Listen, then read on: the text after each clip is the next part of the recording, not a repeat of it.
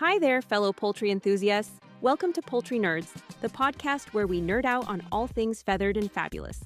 Whether you're a backyard chicken keeper, a farmer looking to optimize your flock's health, or simply a curious bird lover, you're in the right place.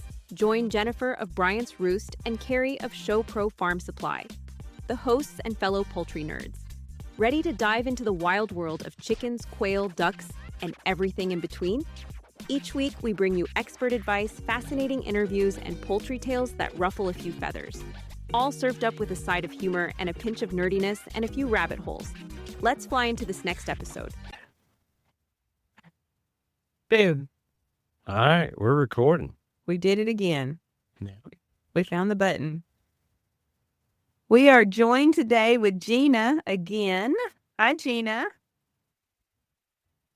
So we got an email question sent to us by an anonymous person. We'll leave them anonymous. And she was asking about the genetics for splash mottled and Ermine. So I thought, who better than Gina Rather to explain that to us? So here you are again. Thank you. I feel like we talked about Americanas not too long ago, but maybe it has been a while. It has been a minute. Yeah. A year almost, maybe. When you talk about chickens all day, every day, time flies. Time flies when you're having fun. Right. Deep Rather from Rather Farms in Columbia, Tennessee. We raise Splash Americana along with Rhode Island Red, Dark Brown Leghorn, I am Shamani, Black Copper Marron, Silver Marron. I feel like I'm forgetting something, and some various sex link hybrids for the local folks that like their sex links. Yeah, and I have a passion for chicken color genetics and showing my birds and experimenting with different colors. And I'm having a blast with a couple of different projects right now. But Splash Americana is one of my favorite breeds. So when Jennifer asked me to talk about Americanas, I was more than happy to. We're going to ask you all kinds of dumb questions because we really don't know very much except for what you told us last time. So I don't know anything about these genetics except maybe a little bit of the mottled. But you ready? I'm ready. All right. So what we got here? All right. This is a Splash Americana bullet. This picture was from the Dixie Classic in Knoxville last December. She took reserve champion AOSB. A lot of times when people walk by and casually look at the Splash Americana, they say, oh, is that Ermine? Because they hear about Ermine, and the image of an Ermine kind of sticks in people's heads because they are a remarkably colored bird. The Splash, however, is genetically very different than an Ermine. They're both essentially blackbirds, built on extended black at the locus. So you take a blackbird and you add 2 copies of the blue gene to get to Splash. The 1 copy of blue will turn a blackbird, dilute it to blue, and the standard for blue, according to the American Poultry Association, says that a good quality blue will also have a darker edge or darker lacing to the feathers in the majority of the body. Females typically all over. The males, you won't see the lacing so much except on the breasts, because males have sexually dimorphic plumage. So their heads, their backs, their tails are almost so dark that it is all extremely dark blue and hides that lacing.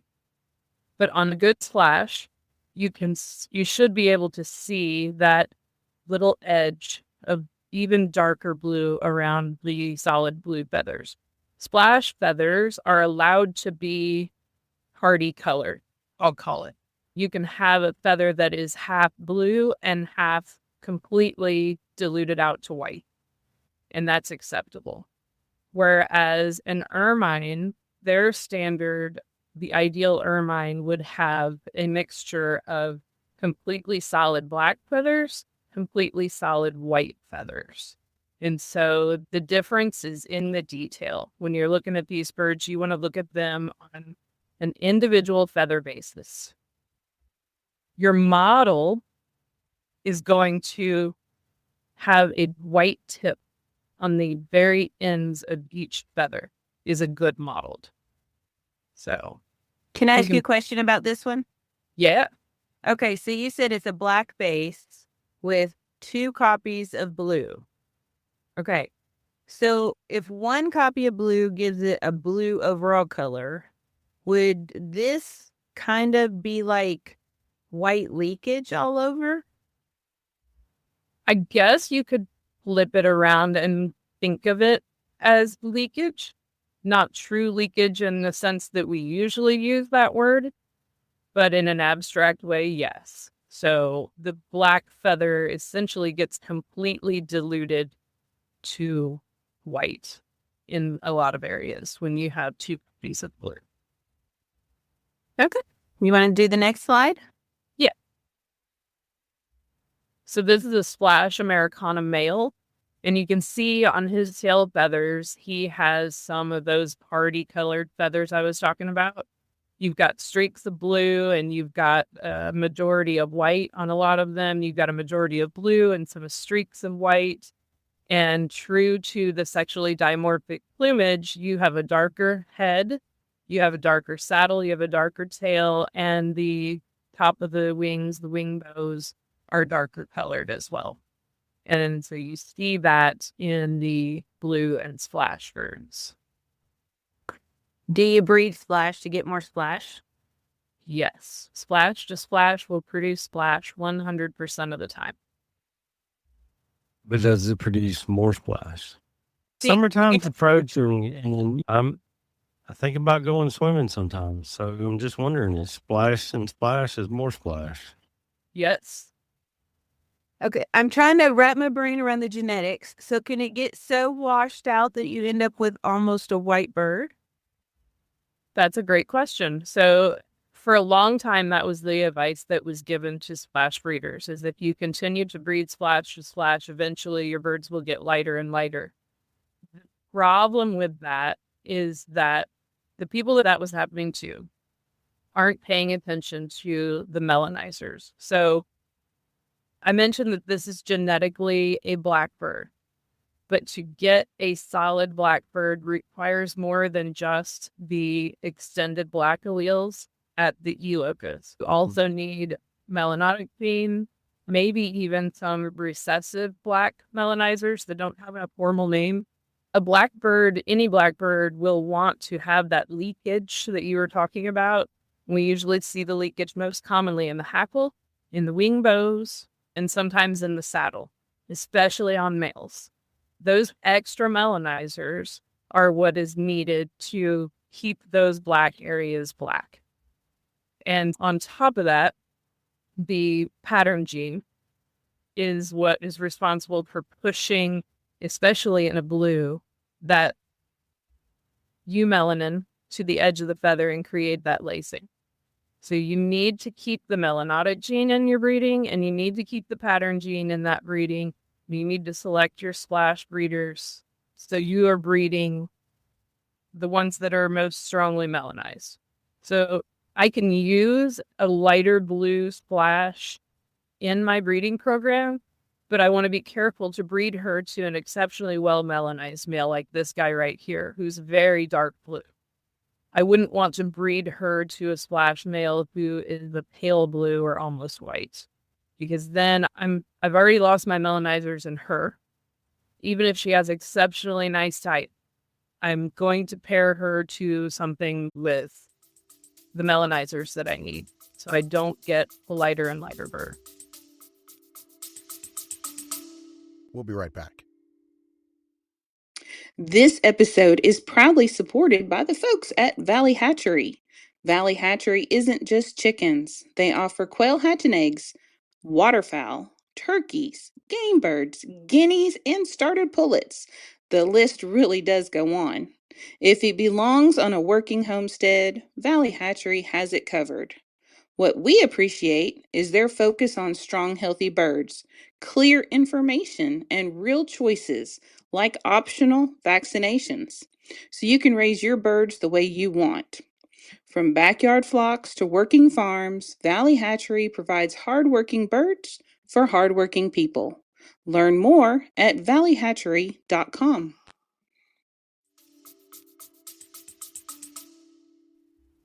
So with doing this, you really got to pay attention to not only the desired traits, but some that may be considered not so much desired, but you've got to be able to combine them to get what you want as far as the coloring goes, to keep that part of it intact.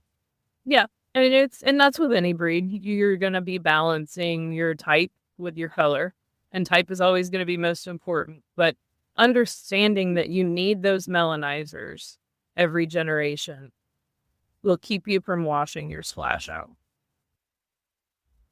Got it. All right. This is another little pullet, and this picture shows her lacing in her saddle, in her shoulders, there on the edge of her breast, at the base of her neck, really well. You can see some of her darker lacing there in her tail, too. She was a pretty nice example for our show today, so I stuck her in here. But that lacing is key in good blues and therefore good splash. And the party colored feathers again. You see a white feather, that second feather down in her tail is mostly white, and it's got just a splash of blue there in the shaft. And there's a few feathers down, it's the same way. Identifying splash is pretty easy when you look at the individual feathers. All right, so I have a test question. Let's say you have a hen that is solid blue, and she has the slate legs. And then you have a rooster that is blue from like the breast down and has like fiery orange and yellows in their hackle feathers and a black head. Is it possible to get it to where you have a solid blue rooster as well? There are generations of selective coloring and whatnot, or is the rooster's always going to have a different hackle? So you're talking about different locus in here. So if you had a solid blue hen with no color in her, probably going to be built on extended black. Your rooster with his blue breast and his red hackle is probably going to be basically a black-breasted red with a blue dilution, which causes him to be a blue-breasted red. His wing bay is probably going to be red or gold, I'm guessing. So where you see his secondaries when he's standing at rest, your wing bay is? Not off the top of my head, no. It's probably red. So he's going to be either a brown, which is the genetic shorthand EB. He's going to be a wild type, genetic shorthand E+, or he's going to be a Wheaton. Probably not a Wheaton. Did you say he has slate leg? Yes, they both do. He could be a Wheaton with slate legs, but probably not. I'd have to see him. Bred to her, if she is homozygous for extended black, you could get a solid blue bird, or you could even get a bird that is slash. It's going to be like a box of chocolates, essentially, is what you're saying. It is, yeah. Most with blue, because you've got so many options. They can make some pretty babies. Yeah. All right. This is an Ermine. This is Becky Pelton. Becky Pelton created the Ermine variety of Americana. And so, like I mentioned earlier, Ermine, their distinction is they should have wholly black and wholly white feathers. The ideal Ermine does not have feathers that are black with white in them or white with black on them. Each feather is a whole color. And they are true black. They should be built on extended black. But the reason that they have this colored is because it's a single copy of the dominant white gene. And the dominant white gene, when there is only one copy allows for leaky holes. So there's this leakage word again. It's the same gene that is responsible for the zombies that I make. But Ermine has a much stronger expression. It has a lot more holes. Check keeping in the back now. That's hungry little Cornish. I was gonna say, sometimes you want to be like, hey, you're interrupting me. Quit. I'm trying to do something earlier. here. Look, your feeder is full. Your water is clean. So anyway, where was I? So yeah, the Ermine in the dominant white. So one copy of dominant white makes this pattern, and Ermine is different than the dominant white that comes from like the Leghorn or Rhode Island white that I use in my zombies. They generally only have a few black spots. The Ermine is closer to 50-50. Don't remember off the top of my head what their standard currently calls for. It may be 60-40. So don't kill me. But there may be modifiers, and it may be a completely different allele at the dominant white locust entirely. I don't think anybody is really sure. There are some people that believe strongly one way or the other. But there is no question that there is something different about the gene that the Ermine has as opposed to a paint silky or a heterozygote, any other heterozygote white breed. So is each feather a color, or does it looks like it has black tips? Is that right? Nope. So what you're seeing that looks like a black tip is being overlaid by a fully white feather. And so again, this is why it's important to inspect individual feathers. You would be able to lift that white feather up and see that black underneath is an entirely white feather all the way down to the bottom of the shaft. All right. So if somebody mixed an Ermine and a Splash, what happens? You would put blue Ermine. That is a genetically black bird that we're looking at. And Splash has 2 copies of blue, so they are going to pass 1 copy of blue every time. And black plus 1 copy of blue equals a blue bird. Layer dominant white on top of that, and you have just some holes where the blue feathers will poke through. So you could easily do a blue Ermine that way.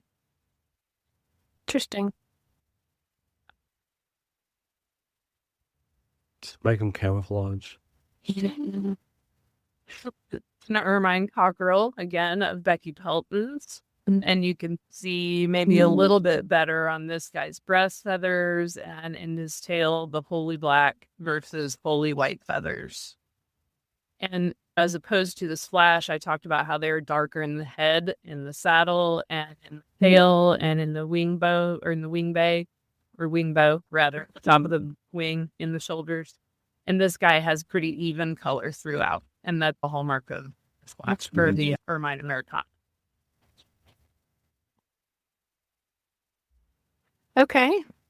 Ermine. Last one, yep, Becky's, yep. And again, this girl has the fully black feathers in her tail, fully white feathers in her tail. She's a beautiful little girl. Oh, I think there's one more, even better picture. That is I had a fit piece of to me. That one. She's so pretty. She looks like an owl. I believe the photography of Lee Edwards. She is pretty. I said, if you want framed in your house, then you're crazy. All right. And then to model.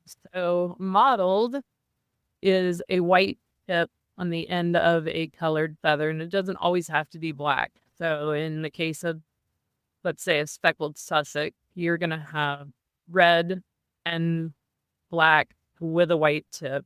This particular example is a modeled Brahma from Bissonnette Acres, and you can see the white tips on her feathers. Okay, so now we have a black base with white wingtip. Yep, white tips everywhere. And the curious thing about modeled is that it tends to be progressive. So the older the bird, the more white that they get. I understand makes it extremely difficult to show mottled hens and cocks because the mottled pattern kind of calls for just the tips of the feathers to be white, maybe.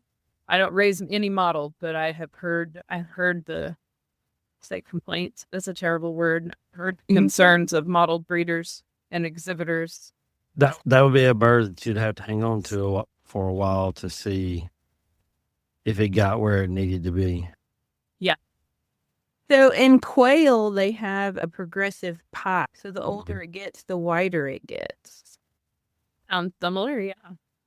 Okay. Whereas the pied? It just comes up anywhere, and as the bird gets older, it just turns more and more white. Is it a whole feather white? A partial feather white? No, I Never don't know. looked that closely. I don't know. I don't have them. Yeah, that's tough. We kind of talk about breeder variety. Don't even rate. Yeah, I don't have them. But now let's finish talking about what they look like, and then we'll get into the genetic part of it. Yeah.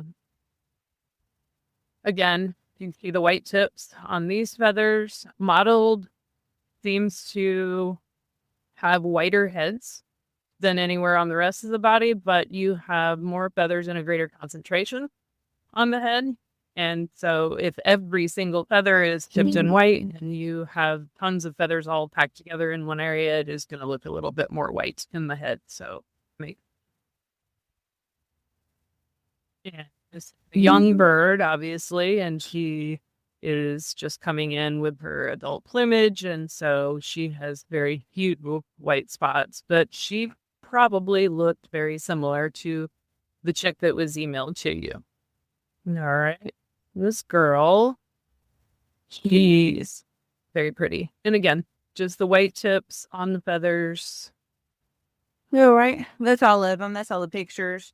So the question that was presented to us was somebody who thought that they had ermine, and when they hatch the eggs, they see a mottled chick. So can you explain the genetics there? So mottled is a recessive gene. And recessive genes can hide for generations until that recessive gene carrier meet another carrier of that same recessive gene. A recessive has to exist in both copies, so become homozygous in order for it to express its trait. So if the breeder that she got her birds from, it's possible that breeder could be breeding that line and have a very diverse, genetically speaking, flock and have never experienced that until you have some sort of mating that brings. She could have started 10 years ago with one bird that was a carrier and 10 other birds and 10 hens. One hen that was a carrier, right? And 10 other birds in her flock that did not carry it. And it isn't until that one carrier's offspring somewhere down the line runs into and gets mated to another carrier from that line. They come back together and both genes exist in the same bird and you pop out a mottled chick. And we pull this in a lot of recessive traits. And so when I had the coachins, I ended up with two solid white birds, and then I got a mottled. And so I went back to the original breeder, and this is where if you buy from breeders, you're buying their information too. And hopefully you find a good breeder and you can go back to him like I did. And so I went back to him and I said, hey, this is what I'm getting. And we talked about it for a few minutes. And he said, 20 years ago, I crossed out to a mottled and oh my gosh, to do something. And he said, I can't remember exactly what his reason was now, but he was trying to accomplish something. And he said, and I've never messed with it again. He said, I don't even have mottled. And he asked if I had ever outcrossed or was it still true to his line. And it was true. I had never outcrossed. But I had sibling mated just to see what other recessives were in there. And that's what had brought it out. But he told me a trick. He said if you look in the armpit when they're getting their adult plumage, there'll be a white feather in their armpit. And that's how you can see the mottled. There'll be a white feather in their armpit if they're a carrier, but not truly mottled. I think that's what he said in memory serves, yeah. Huh. That's interesting. Yeah. Now Gina's going to write that down, and when she goes to feed her birds, she's going to look at all of them's armpits. She's going to find it. I kept that girl because she had such fantastic type, and she was so sweet anyway. But she looked like she was going gray in the head. She molted that fall, and then when she came back, her head was just like she was an old lady, and she had gray in her hair. But of course, the Cochins had those long, the standard bred Cochins, their feathers on their feet are really long, and hers were just bright white. She's a black, and she had gray hair and white toe feathers. Oh my God. Yeah. So she had more after she molted. Yeah. Yeah, they do get progressively more white. When I started dabbling with the Samani colored genetics, I brought in some speckled Sussex, and that's the only model that I have played with. And I only did one generation. Had I done a second generation of the Samani Sussex, my goal was to get a fibromelanistic bird with the mottled markings. And in my journey, I learned that mottled is a huge suppressor of fibromelanosis, and so it would wash out my skin color, and project aborted. I abandoned that one. But they were pretty chick nonetheless. But now Carrie makes me, I wonder if I had opened the wing and if I'd have found a little white feather in the heterozygote herd. Yeah. Okay, so the only real way that a lady could think that she got mottled would be just the pairing was exactly right. And like in my case, 20 years later, it pops up. Yeah. And so she would do the right thing to go back to the breeder. As a breeder, I would want to know that someone had such a thing. I would want the work to find out who those parents were and probably commence with test breeding the rest of my flock. I'm not aware of any genetic test that identifies the mottled gene. So it would be a whole process if I was really concerned about modeling being in my Ermine to find my carriers. And once I found a carrier, I would use it to test breed each bird against. And if they hatched out a mottled, then, that other bird that I'm pairing the tattletale with is a culprit. But it would be a process to test every bird in the flock. Yeah. But in the show, okay, if we're just talking about for show, then it really doesn't matter because the show you're just based on phenotype. Yes. And so we've had this discussion amongst the Samani people too, and, the big talks about the recessive locus alleles lately. Yeah, if you're showing, it is a phenotype game. But as a reputable breeder, you have a responsibility to tell people that you are aware of this recessive allele in your birds, what the probability is of hatching such a chick. And it's a waste of resources to, I don't know, it seems like a waste of resources to go through all the test breeding. But for me, I don't want to worry about these sort of recessives in my birds. And so I want to be clean of them. It's taken me 3 years, and I am places almost 100% clean of recessive locus alleles.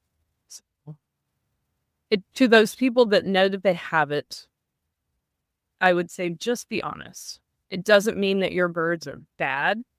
It's better to be upfront with people and say, hey, you might pop out a striped chick or a mottled chick or a white chick or something abnormal. If you do, let me know about it. But I just want to know for my own records and probability tracking.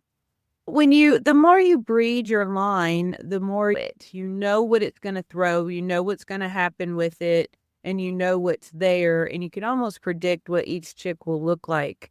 So if you find somebody like me and you that don't outcross and bring in fresh blood or mixed blood or new blood or whatever people call it, yeah, then the line is basically true and you know what's there. So like in my Orpingtons, I used to post pictures of the chicks all the time and I would get flack back for it. So I just keep the Orpingtons for myself at this point.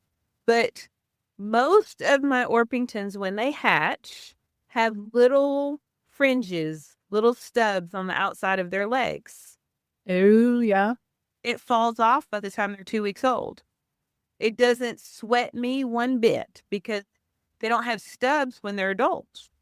But it's almost like baby fuzz on their bottom of their feet when they're hatched. But it's all gone by the time they're 2 weeks. But the couple times I posted pictures, people have been like, oh, you got something else that got into your pen, or you've got something going on there. Sure, we've got something going on there. There's 50 billion gene combinations that can be happening in there. But I know it's there and it doesn't bother me because I know it's going to be gone in 2 weeks. Yeah. Because I know my line. That persist at all? Do what? You don't ever have any stubs that persist at all? That's nice. Yeah, sometimes they do, and sometimes they don't. And sometimes I don't have any problem being honest. Sometimes my Chimani will hatch with those, and they will retain them. And sometimes they will hatch perfectly clean-legged, and by the time they're 6 months old, they have feathers between their toes or 1 or 2 stubs on their shank. There is no rhyme or reason. You cannot predict when this stuff. So about, not last year, the year before, so 2024, I went through and I culled every chick that hatched with stubs. If it hatched, it was gone. And I went back to the breeders and got rid of all those breeders. And then last year, I started noticing that I was getting that, but they're not stubs. It's almost like baby fuzz is really the better way to describe it. And so I was like, I can't cull. They all had it. And I couldn't cull every chick. You can cull yourself out of birds if you're not careful. And so I just let them go. And then when I was moving them out of the brooder, like to the next brooder at 2 weeks, I'm looking at them. I'm like, where'd the stubs go? They're all gone. And so then I started like paying more attention. And that's when I realized, okay, now I'm not worried about it. So I went out there and of course I've got Orpingtons everywhere. And I just stand there and I was looking and I don't have any stubs. Now I've brought my skirts down because I like that floofier bottom for myself. But down below the skirt, no, I don't have any stubs anymore. Yeah. And there are multiple genes, recessive and dominant, that drive the feathers on the shanks. So, yeah, it's not like you can go through your flock and pick out the ones that carry it. You're absolutely right. You could cull yourself completely out of a bunch of good birds. Oh, yeah, you can cull yourself right out of birds altogether. But back to what I was going to make the point with the showing is there are people who only breed for show. So if their birds were, say, getting really tight feathered, they may outcross to, say, a looser feathered bird for next year's shows, just to create something just slightly different to see how it performed with the judges. Because they don't really care about the genetics, the longevity of it. They just care about what's going to happen in the cage, basically. Is it that they don't really care about the genetics of it, or is it that they don't understand it enough to be able to articulate it to the next person that is interested in buying that bird? It was just something that they did and it worked, and now they may or may not have some recessives in there. So I've heard the argument before, I only breed for show, it doesn't matter. But anything that pops out that I don't want, it's fine. It's fine for you, but if you ever intend to sell, then you're not just an exhibitor, you are a breeder and a seller. And so I think we have a responsibility to the people that we share our birds with to be able to articulate what they may have, what they may be hiding.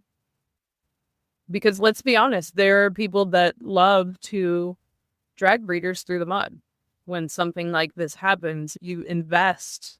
People are considering this an investment. You invest in Ermine Americana from a supposedly reputable breeder, and you hatch something that's a surprise. They didn't get their money's worth. And so now that breeder's names could be drugged through the mud. Yeah. When, But- like, you hadn't seen it in 20 years. They didn't. We may or may Yeah. not know that it was lurking. He's a very reputable breeder and been around for a long time. But everybody buys birds for a different reason. And when I was showing, even though my show stint was short and I realized that wasn't my thing, there are people who literally just buy birds to show. Like, they don't raise birds. They just buy them to show them. And so there's all kinds of people. And I'm not saying it's right or wrong, but I agree with you. You should be honest. Okay, I didn't breed this bird, bred this bird, or I don't know what its genetics are. It just does well in the show ring. Just be honest about it. Yeah. But then there's the flip side, just like this email from this lady. It's very possible and probably highly likely that this breeder had no idea mottled was in her line. Even if she had it and was breeding it true for 20 years, she may still not have known. Yep. So, And I can see somebody thinking that maybe mottled and ermine were close enough to the same thing. What would happen if I bred to a mottled? Let me try this. Not understanding that genetically they are completely different. And when they hatched nothing but black chicks, they said, okay, that didn't work. Let me move on with this black bird. yeah, that's why Rear it's chick. important. That's why it's important to find a good breeder if you really want what you want. Try to find a breeder that matches your vision, but know that you're still at a starting point. Your starting point, not a finish point. And that's why every time when somebody asks me, hey, do you know where I could get some good blah? I always tell them, man, you got to go to a show. Go to a show, meet people, check out the breed groups, check out the people inside of it. Some of them going to be honest, some of them ain't. And build a relationship. That's where you can find the best of anything, is through relationships. In learning about your breed, learn as much about your breed before you select a breeder that you want to purchase from. And I hate to say it, but one of the ones that frustrates me the most is one of the ones that you raise. And that's the I Am Shamani. Like, I could not tell you how many times in one of the groups here in this area, I see exhibition quality I Am Shamani, $200 or whatever. Ridiculous price. I'm like, oh, let me see. Bring that picture up. I'm like, bro. And now there's been times that I've said, there's been so many people that were buying into it that I posted a picture of an I Am Shamani that I know that you have that is definitely one that could win a show. And I'm like, this is what you're looking for if you want a show quality bird, not that one. And I listed the defaults. On this bird, you should see no white. And one of the things wrong with that one was it had a red tongue. I'm like, dude, that's so far out of whack. And person that I didn't get banned from the group, but I did get blocked. I've been banned from a few, but people, it really upsets me because that particular bird is like a mystery in itself. And there's so many people that want to get them. And there's people that will just hatch whatever they can and sell it as top of the line. And because top of the line in that bird is not like overly available. It's not there. It's hard. Probably one of the highest cull rate birds there is. They don't know any different. Yeah. And I get that. And that's why I tell people, before you get a bird, you need to know your goal and you need to know that breed and know the breed standard. Break out your Googler and use it. Yep. I don't even want to sell to anyone that hasn't educated themselves on the breed already. They're not passionate about it. And if you can't spell it, you can't buy it from me. Oh, no, definitely not. Like, I've had somebody that every 3 or 4 months they'll contact me about my reds. I still don't have any.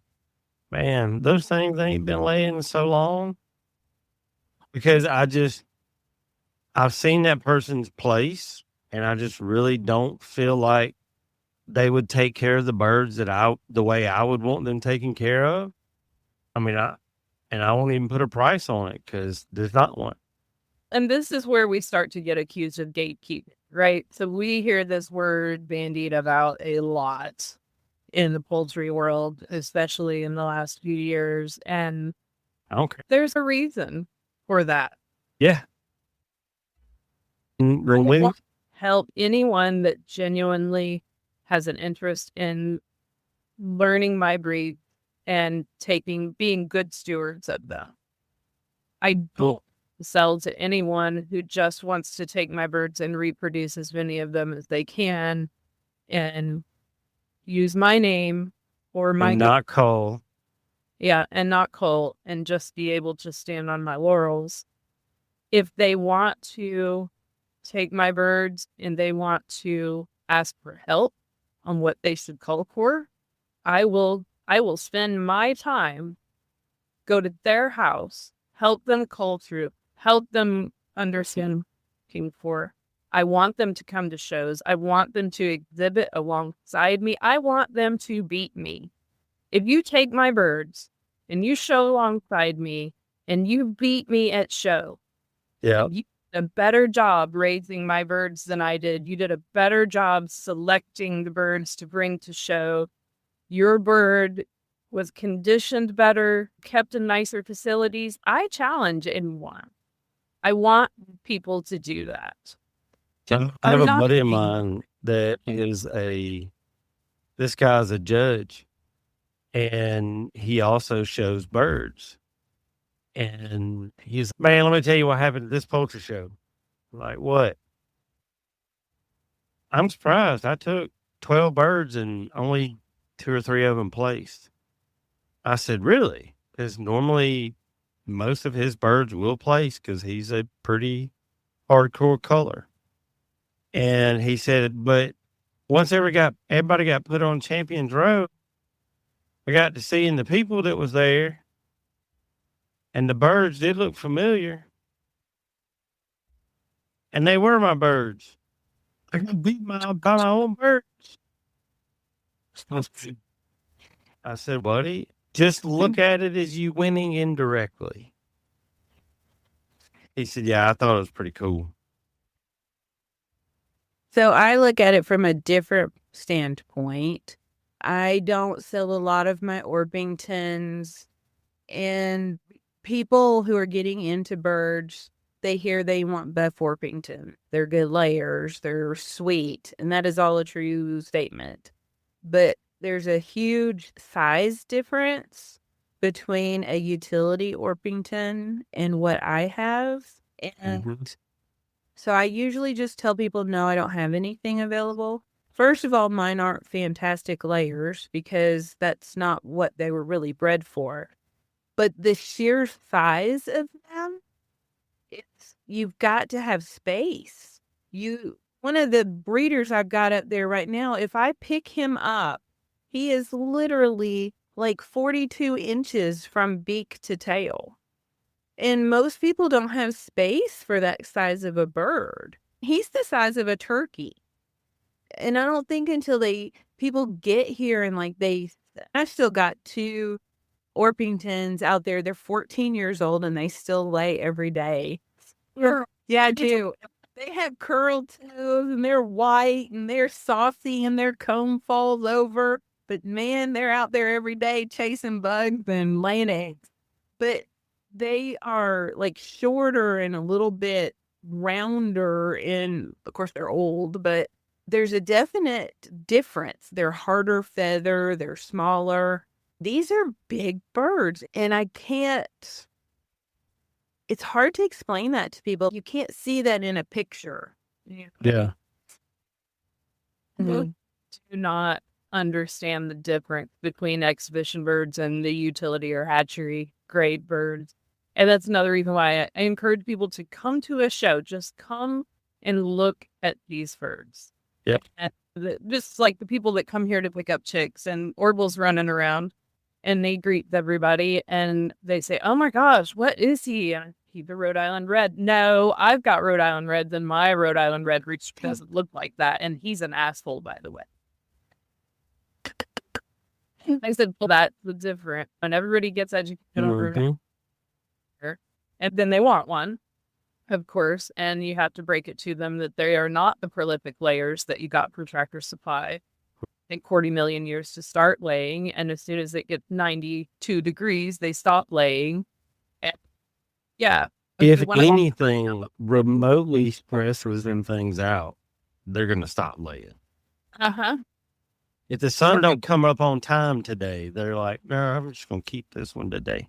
My girls will go broody and they will be serious about it. And I've had people, man, I would love one of your Rhode Island Red roosters. I could put those with some of my hens, and they would just have some of the prettiest babies that would lay so much. I'm like, no, I doubt it. Yeah, they would, because mine lay really well. They lay a lot. Like, mine don't. Is standard birds for the show they don't look for eggs in the show box. They look at everything else. So I have a funny story about somebody who came to pick up some animals. They came and they bought 2 little Nigerian dwarf goats, like new babies, right? And they were weaned, so 8 or 9 weeks. But what does a 8 or 9 week old goat weigh? Like 4 pounds or something? They're little, right? As a cat or something. Anyway, so they brought a 36-inch dog cage to put these goats in. And then while they were there, I had also had an ad up for extra coaching cockerels, actually. And we were getting ready to put them in the freezer that day. But this lady who was picking up these goats wanted one of the cockerels. So I was waiting for her to get there so she could pick the one out that she wanted. And we went around the side of the barn. And I said, just tell me which one you want. I had 6 or 8 of them over there. And her husband was getting the cage ready to put the goat babies in. And I didn't realize that she had a cat carrier in her hand. I was thinking the cat carrier was for the goat, right? They're the size of cats, right? She brought it around to get a chicken. And I didn't think much about it at the moment. And she come around and all of a sudden she screamed. Her husband jumped over the side of the truck and come around to the side. And I'm looking at her like, what in the world? The Yankee is standing there. And Yankee stood about, 28, 30 inches tall or so. And those beetle brows and everything. She just thought he was just a monster. And she goes, what am I supposed to do with those? And I was like, hey, lady, you said you wanted one. And she decided she wanted one. And so I found her the smallest one. I figured that was the only fair thing to do. I tried to pick her out like the runtiest one. Luckily, the cat carrier opened from the top because she wanted the rooster in the cat carrier. Oh, she was determined. Oh, no. We put it in, and I held him down and closed the top of the cat carrier. And then I picked it up and looked at him, and his face was up against the... What are you doing, Destiny? Put the goat in here. What did I do? And then they folded the dog cage back down, and they left with goats in their lap, a rooster flying up against the cat carrier. Oh, wait. Well, maybe they didn't have to go far. Goats in the cage. I was like, you've got this backwards. My chickens are bigger than my. All right, Gina, it's been nice having you again. Yeah. Always nice to visit with you guys. All right, talk to you soon. All right. Thank you. Thank you for joining us this week. Before you go, be sure to subscribe to our podcast so you can receive new episodes right when they are released. And they're released every week. Feel free to email us at poultrynerds@gmail.com to share your thoughts about the show. Until next time, Poultry Pals, keep clucking, keep learning, and keep it exciting. This is Carrie signing off from Poultry Nerds. Feathers up, everyone.